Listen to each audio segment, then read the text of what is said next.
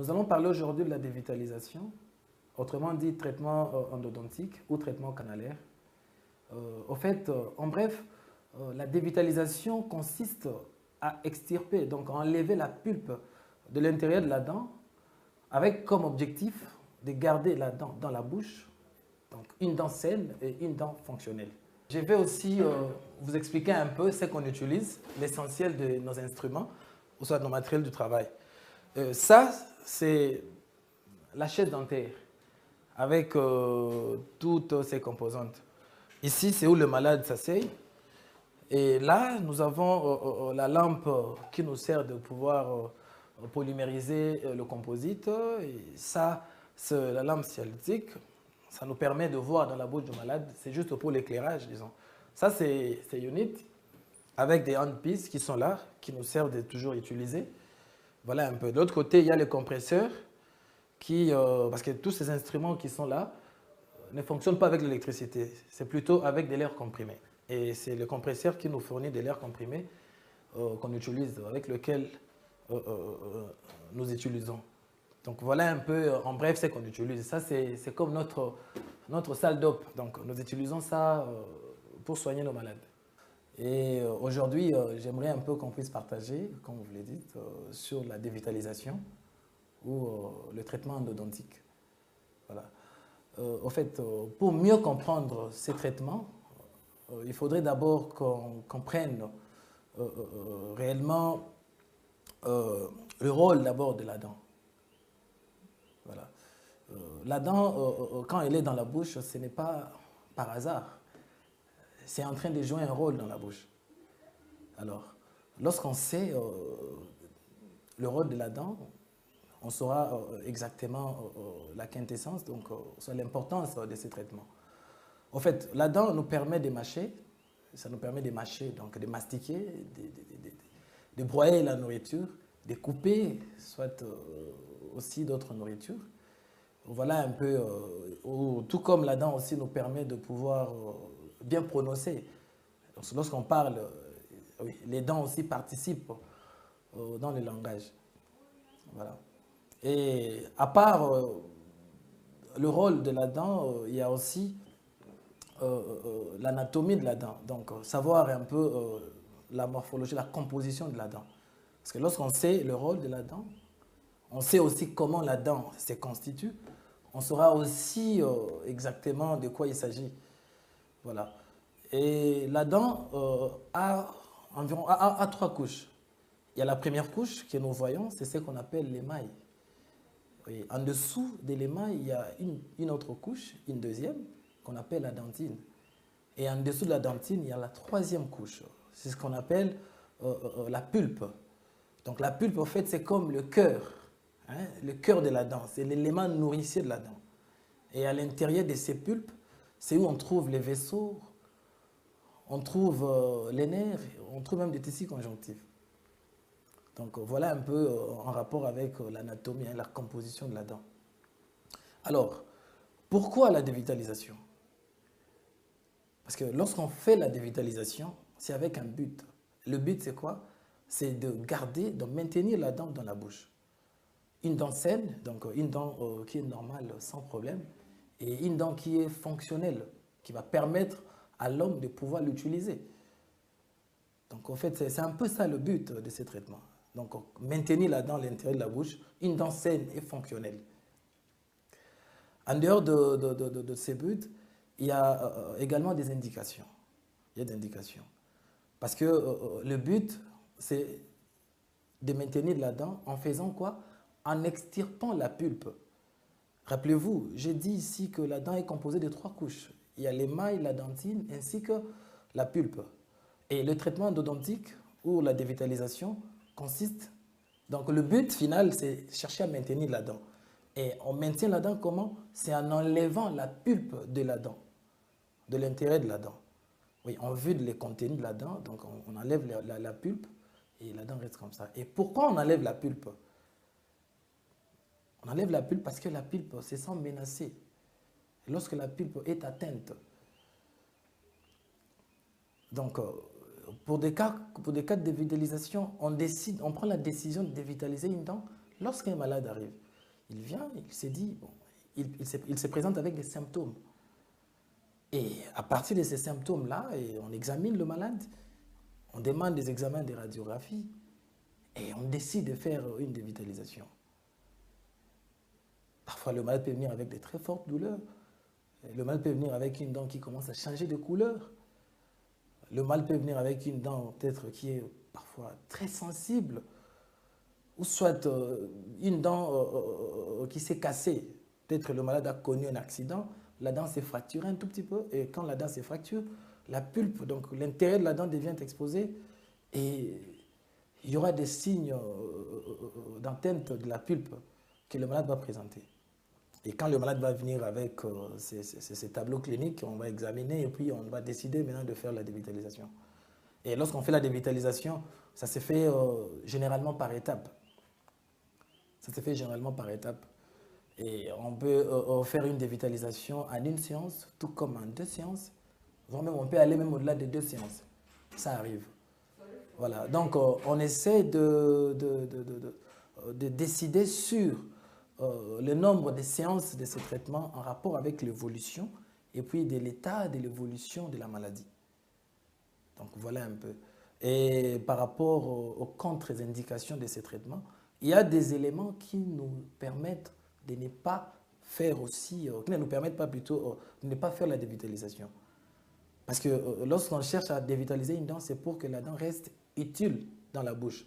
C'est pour que le malade continue à l'utiliser dans la bouche. Parce qu'une dent qui est dévitalisée, c'est une dent qui est normale fonctionnellement.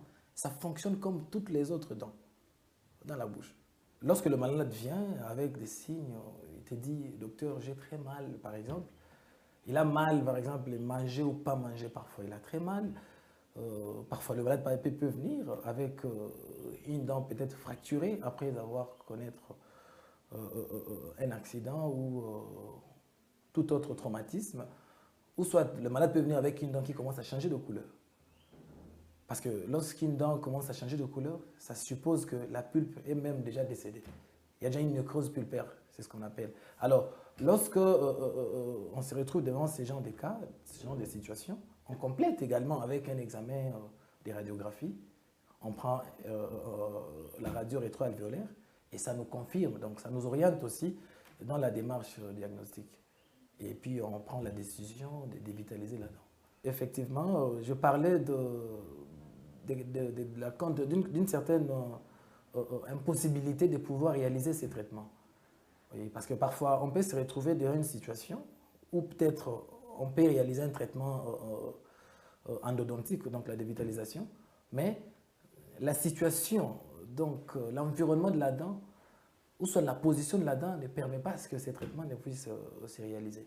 Notamment, le malade peut avoir une dent qui est en mauvaise position, genre des impactions. Et une impaction, par exemple, si une dent est en mauvaise position, la dent est impactée, dans ces cas-là, on ne dévitalise pas. C'est une dent qui est censée partir, on extrait la dent. Tout comme si les racines des dents ou de la dent, ou la racine de la dent ne permet pas ne sont pas, peut-être les racines ne sont pas droites, donc la dent a des racines qui sont courbées, dans ces cas-là, on ne dévitalise pas aussi, on extrait la dent. Si par exemple la dent, tout autour de la dent aussi ça compte, la gencive ne couvre pas assez la racine de la dent, et que la racine de la dent est dehors, et la dent n'est pas fixe, la dent essaie un peu de bouger. Et dans ces cas-là, on ne dévitalise pas aussi, on préfère extraire la dent. Donc en fait, il y a aussi quelques contre-indications, quelques raisons qui nous poussent parfois à ne pas aussi réaliser ces traitements. Voilà un peu. Et puis on doit être sûr que la dent qu'on est en train de soigner, qu'on est en train de sauver, va servir. Donc on doit fonctionner correctement comme les autres dents dans la bouche. Donc la dent est censée être utile. Ça ne doit pas rester juste pour rester dans la bouche. Ça doit rester pour que ça serve de quelque chose. Parce que lorsqu'on réalise un traitement canalaire, donc la dévitalisation, c'est avec ces buts-là. On réalise ces traitements pour que la dent reste dans la bouche. D'abord, ça doit rester normal, une dent sans problème, donc sans douleur, sans quoi que ce soit. Et en plus de cela, la dent doit être fonctionnelle. Donc, elle doit fonctionner correctement dans la bouche. Elle doit servir. Donc, s'il faut manger avec, vous allez manger avec. S'il faut couper avec cette dent, vous êtes censé couper avec cette dent. Donc, c'est une dent qui doit fonctionner correctement. C'est d'ailleurs ça, le but du traitement. Donc, que la dent reste dans la bouche, que ça puisse être utile, que le malade se sert de sa dent. Parce que l'homme a deux dentitions.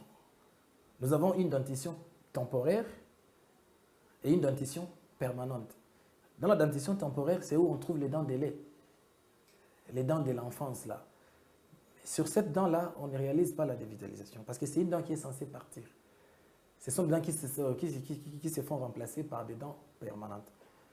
Alors, si quelqu'un a une dent permanente et une dent permanente mature, exactement, il n'y a pas de problème. Dans ces cas-là, on réalise le traitement.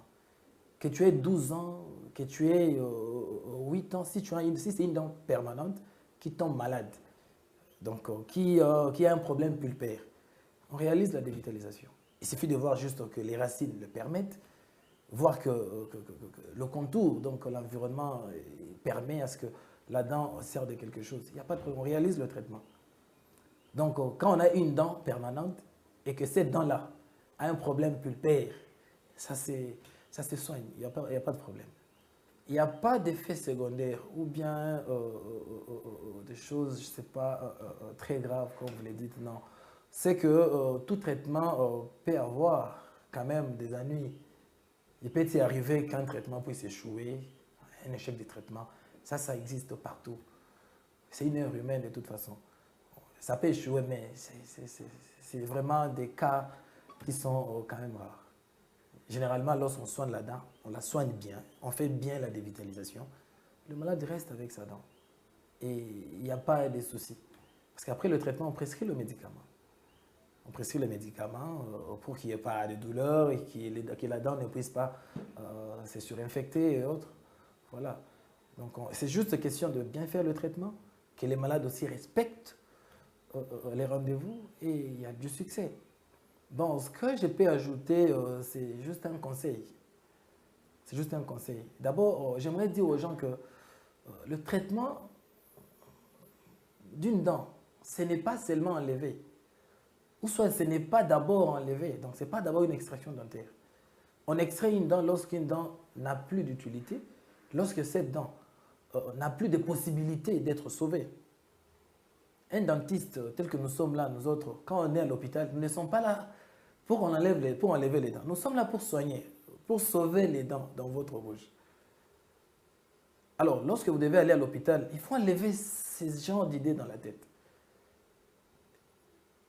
Vous devez aller à l'hôpital, d'abord, vous devez savoir, si on doit vous enlever les dents, vous devez savoir pourquoi on enlève, qu'on vous explique. Et si vous pouvez même demander, vous poser la question à celui qui vous soigne, est-ce qu'il n'y a pas la possibilité de sauver cette dent? Donc, voilà un peu. Donc, on ne peut pas aller à l'hôpital avec l'idée d'abord d'enlever, juste enlever, non. La dent, ça se soigne.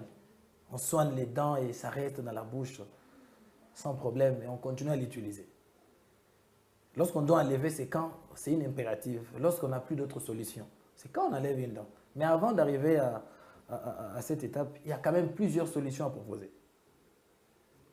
En plus de cela, comme j'avais dit bien avant, le meilleur traitement, c'est la prévention. Prenez bien soin de vos bouches. Vous vous brossez régulièrement et bien, parce qu'il y a aussi la méthode de brossage qui compte. Vous brossez bien vos dents, minimum 2 fois par jour. Le matin, après avoir pris votre petit déjeuner, et le soir avant de dormir. Après 6 mois, vous allez à l'hôpital. Vous allez voir votre dentiste. Il va faire un check-up, un contrôle général. Et à la fin, il va même nettoyer votre bouche.